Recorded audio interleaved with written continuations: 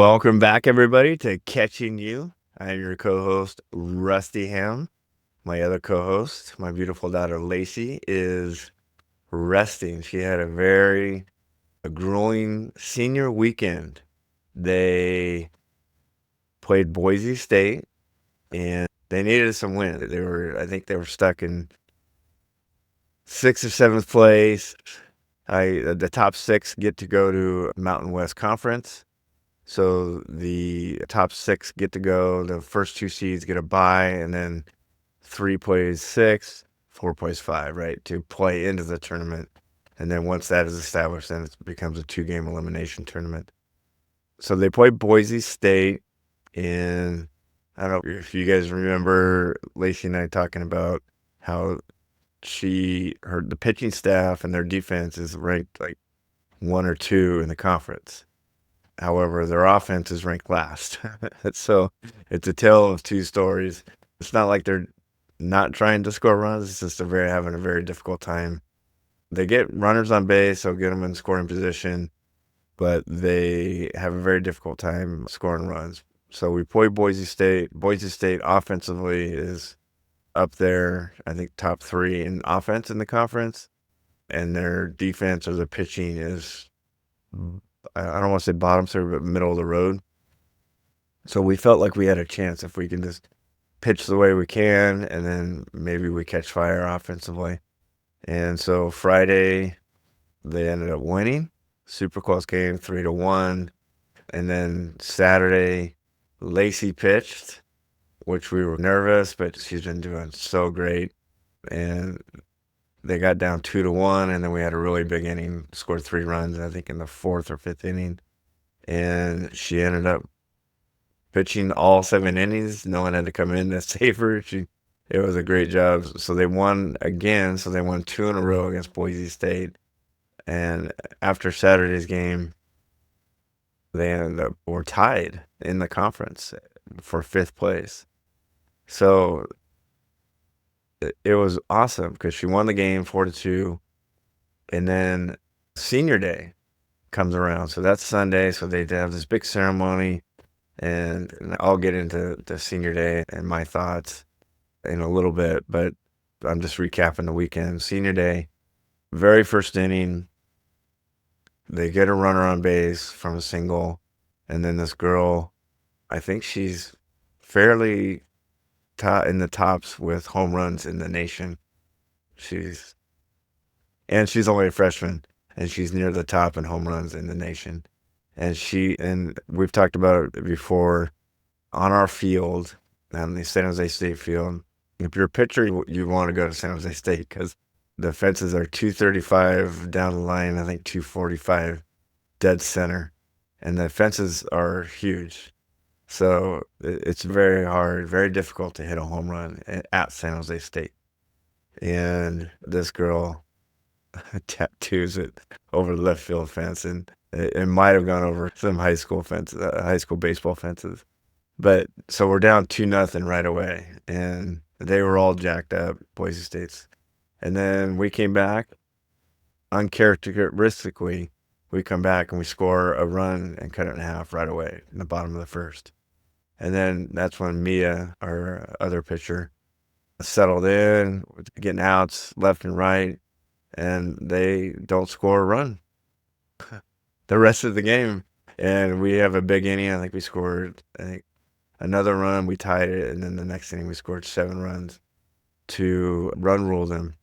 So we took the series, swept Boise State, and now we're 9-10 in conference in sole possession of 5th place, which is huge because we may have talked about it, but they were predicted last in the conference, and it makes sense, right?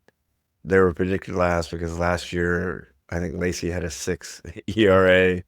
I think Mia was in the 5 range.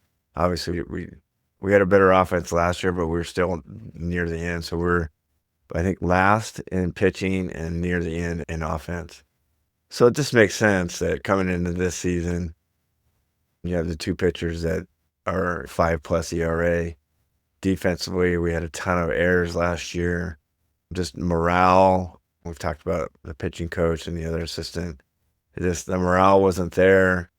And so it makes sense to rank San Jose State last. But we also talked about how nobody left. Nobody got in the transfer portal and left. And nobody came in from the transfer portal. We had the same team we did last year. We added 5 quality freshmen who have gotten some innings this year. And then we got a new pitching coach who is fantastic. And she's a female. She was a pitcher of the year for Fresno State. And so she played in the conference, so she knew most of the hitters in the conference. So and she's just fantastic. She's been so great for the pitching staff. And it just shows. You go from Mia, who is 5+ ERA, Lacie 6+ ERA, to now Mia's under 3, and Lacey's just hovering over 3 ERA. The batting averages of the opponents is really low. We're number 1 in pitching, number 1 in defense. So that on top of we can catch fire offensively, we're dangerous to play. And so now we got San Diego State coming up this weekend. I think they're 2 or 3 in the conference. They just lost. They beat Arizona 1-0 this past weekend, and they lost 1-0 to Arizona. And Arizona's top 25 ranked. This is going to be a great series. It's at San Diego State. The weather's going to be beautiful. We're going to be hanging out and get to see Lacey's last collegiate conference. I think, and one thing I didn't mention is because they swept Boise State, they guaranteed a spot in the Mountain West Conference tournament. So it really just depends on whether they get 5th place or 6th place and the time that they play. But they made the tournament. They made the tournament 2 years ago in 2023. Same position. I think they were 5th place in conference in 2023, and they ended up playing San Diego State in the conference championship. So we're in a similar situation with them, or similar situation as we were in 23. The vibe with this team is a little different, and they look like they're having a lot more fun. And so it should be interesting. These last 2 weekends should be very interesting. Hopefully they catch fire offensively and we can put a scare into San Diego State, because we are only 2 games behind, I think, Utah State. So it'd be cool if we can get 4th place. But you never know. Anyway, her senior weekend, if you've listened to most of the podcasts in the past, we've talked endlessly about, hey, your senior, the end of the season approaching. How do you feel? The end of the season is approaching. What do you think? And now it's here. And again, we've talked about it too. We've interviewed multiple ex-players where they just wanted their senior year to be over with.